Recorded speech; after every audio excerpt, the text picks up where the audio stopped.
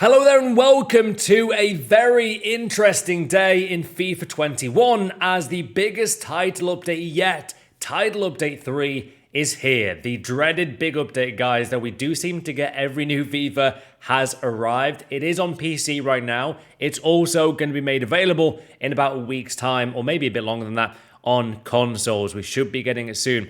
So as you guys can see, this update makes significant changes to many of FIFA 21's core modes. FIFA 21 Title Update 3 patch notes. Let's get into it, guys. Let's go. So, the following info has been provided there by EA Sports FIFA blog, and I feel like this article looks a bit better than the actual kind of blog, right? I don't know. I just feel like it looks a lot more, maybe nice. Anyway, if you guys are a fan of Kickoff, which obviously a lot of us do play, when viewing replays during a match played with artificial turf enabled, some kits were incorrectly displaying, inconsistent capitalization some player names, maybe Haaland's name has been maybe adjusted. When selecting a Kickoff Volta 5v5 match, the Miami and New York stadiums were incorrectly available. Also, FIFA Ultimate Team made the following change. Now, this is where it gets interesting, guys. Obviously, Ultimate Team is the biggest game mode in FIFA 21. And as you can see, they've made the following changes. So, added the ability to see all owned position modifiers when applying a position modifier consumable on a selected player item. That was glitching for me yesterday in my Road to Glory. Added a shortcut to transfer targets on the squad transfer market screen, which is very actually handy. Added a UI indicator to note which kit is already selected in Stadium Customization Match Kit. They've also addressed the following issues in Ultimate Team. After using Buy Now on an item on the transfer market and selecting the option to assign the item, the player was incorrectly sent to a limited version of the transfer market page that the item was won on. When attempting to scroll back to the first option on the play menu after scrolling to the last one, the first pair of options will get stuck off screen. When swapping player items on the squad transfer market screen after adjusting a bid on the radial menu, the option to make a bid lost functionality. After scoring a goal, the foot player item that displays on the pitch was sometimes missing letters and or numbers. This is a massive update, guys. When a player item was selected on the squad screen and the player tabbed over to the club screen, using the previous selection results in the originally selected player item being deselected. After completing a squad building challenge with an item reward and foot, the player was not directly taken to the new item screen. I had that the other day as well on stream. The on-screen elements that displayed following the completion of a squad building challenge did not run at the correct speed.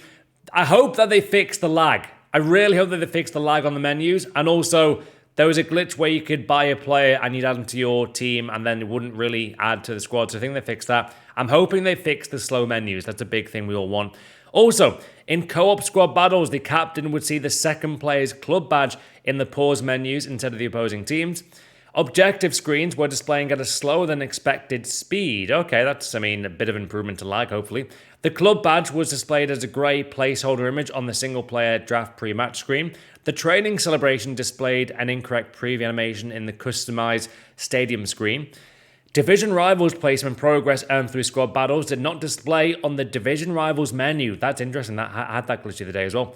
In the co-op lobby, the selected mode sometimes took longer than expected to load. Interesting. A stability issue could sometimes occur when listing a TIFO from the customized stadium menu. When a co-op invite was accepted from a player who was not a mutual friend, the player was was taken out of Ultimate Team.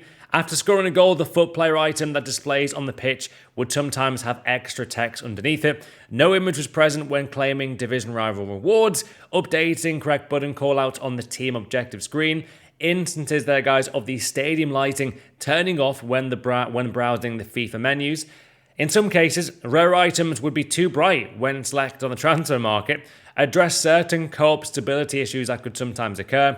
Various improvements to some celebrations and pack walkout animations. Okay, so maybe that's lag issue fixed as well, hopefully. Addressed a rare desync issue when playing squad battles on co-op. Updated the screen flow after redeeming a coin boost. Again, it seems like they're trying to fix the lag. There is definite lag on the game right now in terms of menus. Removed end co-op session button call out for solo players. Addressed instances there of some attributes being different between FIFA players and foot player items. updated several button callouts across multiple menus. So they are the menu updates, guys. Do you think they're going to fix the lag with the current game? Is that going to be fixed with this big new update, guys, Untitled Update 3? Comment down below. What are you seeing in FIFA 21 for the menus specifically that need to be updated, guys? Comment down below what has been your issue regarding that. So we move on to the big one, gameplay, right? Our most prioritized aspect of FIFA. They've made the following changes. Increased competitor mode difficulty. Bloody hell. I've been playing on Ultimate Legendary. They don't need to increase that. Oh my god. This change is most impactful when the CPU AI is defending counterattacks. Oh my god.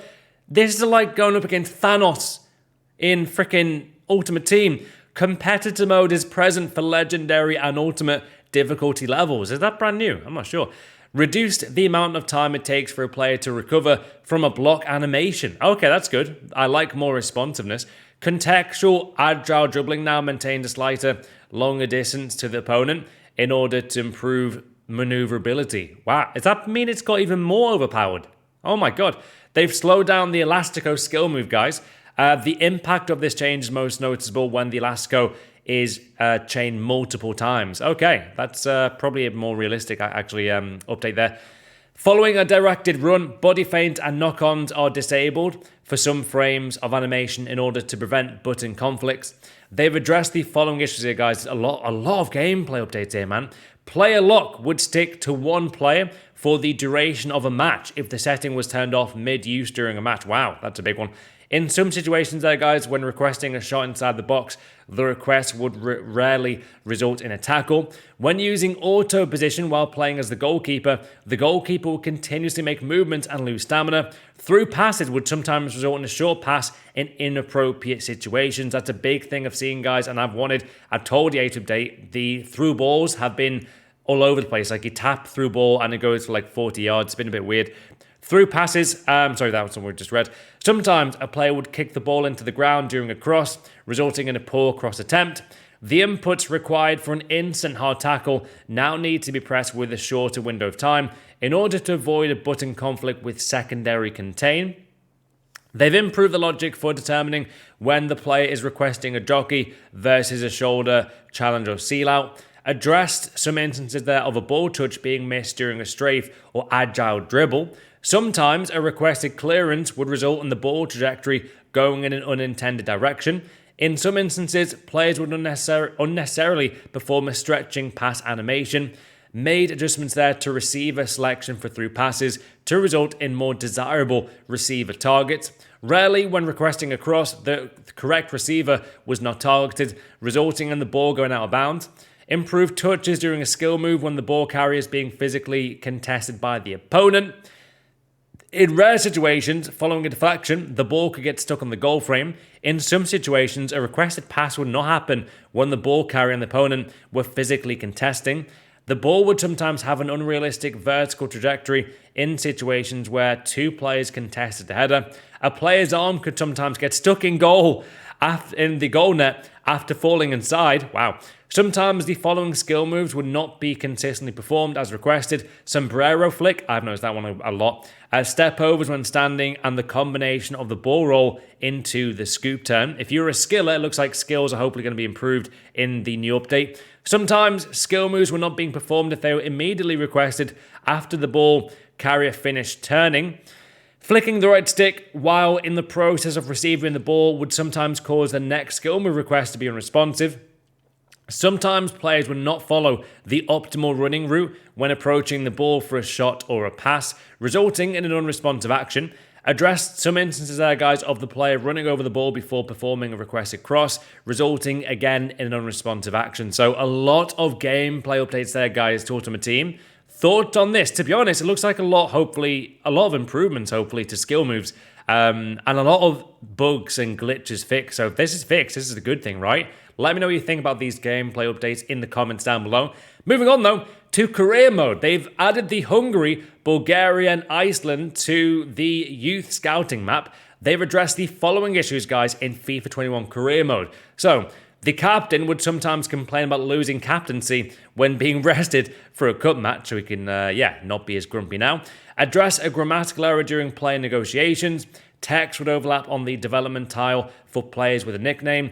Remove the non-functional D-pad tactics UI from player career mode as it was causing button conflicts. When editing the manager, some hair accessories would sometimes not display a thumbnail image. Improved harsh in-game lighting that could occur when entering a match from the interactive match sim. After transfer listing a player, guys, and delegating their contract renewal, the player could not be removed from the transfer list. Addressed some instances there of development plans not showing as completed despite enough time passing. Some board objectives were incorrectly being progressed during pre-season tournaments. Addressed ability issues, which could rarely occur during the post-match interviews. Adjusted the team rating star color when replacing teams in the UEFA Europa League. Addressed various visual-only menu issues.